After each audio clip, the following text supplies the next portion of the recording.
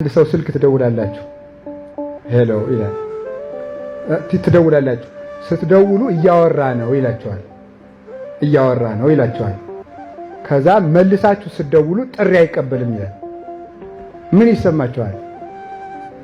አዎ ሌላ ሰው ሲሆን ያወራል። እኔን ሰውን ግን ስለሚጠላኝ ጥሪ አይቀበልም አደረገ። ምናልባት ያንን ሰውዬ አውርቶ እንደጨረሰ ባትሪ ዘግቷል የሚለው ለምን አይመጣልንም?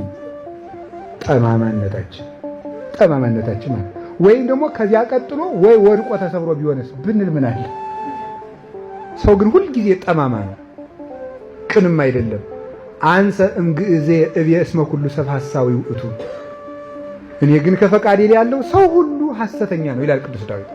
ሰው ሁሉ ሐሰተኛ ነው፣ ጠማማ ነው ለቅንነት እስከሚበቃ ድረስ። እግዚአብሔር ግን መልካም ነው፣ ባህሪው ነው። መልካምነት ባህሪው ስለሆነ ሐሳቡም መልካም ነው፣ መንገዶችም ቅኖች ናቸው የእግዚአብሔር